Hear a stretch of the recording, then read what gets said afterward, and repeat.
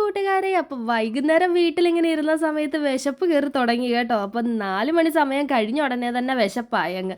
അപ്പോൾ കരുതി നമുക്ക് പാസ്ത ഉണ്ടാക്കിയാലോ എന്ന് കരുതി. അങ്ങനെ പിന്നെ 2 പാക്കറ്റ് പാസ്ത എടുത്തിട്ട് വന്ന് നമ്മൾ അത് റെഡിയാക്കാനായിട്ട് പോയത്. അങ്ങനെ ആദ്യം തന്നെ ചൂടുവെള്ളമല്ല പച്ചവെള്ളം എടുത്തിട്ട് അത് പിന്നെ അടപ്പയിൽ വെച്ചിട്ട് നല്ല രീതിയിൽ അതിൻ്റെ അകത്തേക്ക് പാസ്ത ഇട്ട് കൊടുത്തിട്ട് ഉപ്പും കൂടി ഇട്ട് നല്ല രീതിയിൽ മിക്സ് ചെയ്ത് കൊടുത്ത് കേട്ടോ. എന്നിട്ട് പിന്നെ അതൊന്ന് തിളച്ച് വരട്ടെ. അപ്പോൾ അതിൻ്റെ അകത്തേക്ക് നമ്മൾ പിന്നെ കുറച്ച് ഓയിലാണ് ഒഴിച്ച് കൊടുക്കുന്നത്. വെളിച്ചെണ്ണയോ സൺഫ്ലവർ ഓയിലോ എന്തുമായാലും നമുക്ക് ഒഴിച്ച് കൊടുക്കാം. അപ്പോൾ ഇത് ഒട്ടി പിടിക്കാതിരിക്കാൻ വേണ്ടിയിട്ടാണ് അങ്ങനെ ഒഴിച്ച് കൊടുക്കുന്നത്. അങ്ങനെ 1 സ്പൂൺ അതും ഒഴിച്ചിട്ട് നല്ല രീതിയിൽ ഇളക്കിയിട്ട് അതവിടോട്ട് മാറ്റി വെച്ച് പിന്നെ നമ്മൾ വെജിറ്റബിൾസ് എല്ലാം ഒന്ന് വരട്ടിയെടുക്കാൻ പോകണം. അപ്പോൾ ഇത്രയും സാധനങ്ങളാണ് നമ്മൾ ഇടുന്നത്. ക്യാരറ്റ്, ഉള്ളി, അതുകൂട്ട് തന്നെ ക്യാബേജ്, ഇത്രയും സാധനങ്ങളോടാണ് നമ്മൾ ഇതിൻ്റെ അകത്തേക്ക് ഇടുന്നത്. പിന്നെ ഒരു 2 കഷ്ണം വെളുത്തുള്ളി എടുത്ത് വെച്ചിട്ടുണ്ട് കേട്ടോ. അതും ചെറിയ രീതിയിൽ അരിഞ്ഞ് അതിൻ്റെ അകത്തേക്ക് ഇട്ട് കൊടുക്കാനാണ്. അപ്പോൾ ആദ്യം തന്നെ ക്യാരറ്റ് ഇട്ടൊന്ന് വരട്ടിയതിന് ശേഷം അതിൻ്റെ അകത്തേക്ക് പിന്നെ ഉള്ളിയാണ് നമ്മൾ ഇട്ട് കൊടുക്കുന്നത്. പിന്നെ നമ്മൾ ക്യാബേജും ഇട്ട് കൊടുക്കുന്നുണ്ട്. അപ്പോൾ പച്ചമുളക് വേണമെങ്കിൽ മാത്രം ഇടാം. അപ്പം ഞാൻ പച്ചമുളക് ഇടാൻ സത്യം പറഞ്ഞാൽ മറന്നു പോയതാണ്.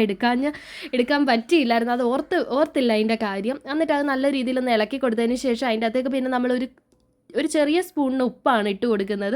ആ ഉപ്പിട്ടിട്ട് നമ്മൾ നല്ല രീതിയിൽ അതൊന്ന് വരട്ടി കൊടുക്കണം കേട്ടോ. പിന്നെ അതിൻ്റെ അകത്തേക്ക് കുരുമുളക് പൊടിയാണ് ഇട്ട്. അപ്പോൾ അത് കാണിക്കാൻ എനിക്ക് പറ്റിയില്ലേ. അപ്പോൾ കുരുമുളക് പൊടി ഞാൻ 1 സ്പൂണാണ് അതിൻ്റെ അകത്തേക്ക് ഇട്ടേക്കുന്നത്. അത് വിട്ട് നല്ല രീതിയിൽ നമ്മൾ ഇളക്കി കൊടുത്തോണ്ടിരിക്കുക. അപ്പം നമ്മുടെ മക്രോണി അല്ല പാസ്ത അവിടെ തിളച്ചുകൊണ്ടിരിക്കുകയാണ് കേട്ടോ. അപ്പം പാസ്ത എല്ലാം തിളച്ച് നല്ല സെറ്റായി നമുക്ക് കിട്ടിയിട്ടുണ്ട്. അപ്പം ഞാനത് വെന്തിട്ടുണ്ടോ എന്നൊക്കെ ഉള്ളത് നോക്കി. അപ്പം സാധനം സെറ്റാണ്. അപ്പം നമുക്ക് അരിപ്പൊടിയാണ് വേണ്ട. അരിപ്പൊടിക്കകത്തേക്ക് പിന്നെ നമ്മൾ കുറച്ച് പാൽ ഒഴിച്ചു കൊടുത്തേക്കുവാണ്. അപ്പം 3 സ്പൂൺ അരിപ്പൊടി ഞാൻ എടുത്തിട്ടുണ്ട് കേട്ടോ. അപ്പം അതിൻ്റെത്തേക്ക് കുറച്ച് പാലും കൂടെ ഒഴിച്ചിട്ട് അത് നല്ല രീതിയിലൊന്ന് കുറുക്കി നമ്മൾ എടുക്കണം. അന്നേരം ബാക്കി പാലുണ്ട് അത് എടുത്ത് മാറ്റി വെക്കരുത്. ബാക്കി പാൽ നമുക്ക് ഇതിനകത്ത് ഒഴിക്കാനായിട്ട് വേണം. അപ്പോൾ 1/2 ഗ്ലാസ് വെള്ളം കൂടെ എടുത്തിട്ട് അതൊന്ന് നല്ല രീതിയിൽ മിക്സ് ചെയ്തെടുക്കാം. അപ്പം നമ്മുടെ പാസ്ത എല്ലാം റെഡിയായി കിട്ടിയിട്ടുണ്ട്. അപ്പം ഇതിൻ്റെ അകത്തേക്ക് ആ പാസ്ത നമ്മളങ്ങോട്ട് ഇട്ട് കൊടുത്തിട്ട് പിന്നീട് നമ്മൾ ആ റെഡിയാക്കി വെച്ച ആ പാലും നമ്മുടെ അരിപ്പൊടിയും കൂടെ അതിൻ്റെ അകത്തേക്ക് ഇട്ട് കൊടുക്കുക. എന്നിട്ട് നല്ല രീതിയിൽ ഇളക്കി കൊടുത്തുകൊണ്ടിരിക്കുക. പിന്നെ അതിൻ്റെ അകത്തേക്ക് പിന്നെ ആ ബാക്കിയുള്ള പാലുണ്ടല്ലോ അതും കൂടെ നമ്മൾ അതിൻ്റെ അകത്തേക്ക് ഒഴിച്ച് കൊടുക്കണം കേട്ടോ. എന്നിട്ട് അത് നല്ല രീതിയിൽ അങ്ങോട്ടും ഇങ്ങോട്ടും നല്ല രീതിയിൽ ഇളക്കിയെടുക്കുക. അപ്പോൾ അത്രയും മാത്രമേ ഉള്ളൂ. ഇളക്കി അതൊന്ന് കുറുകി വരുന്ന ആ ഒരു സമയം നമുക്ക് മനസ്സിലാകും. അപ്പോൾ ആ സമയമാകുമ്പോൾ തീ ഓഫ് ചെയ്തിട്ട് നമ്മൾ മാറ്റി വെക്കുക. ആ ചൂടോടെ തന്നെ കഴിക്കുക.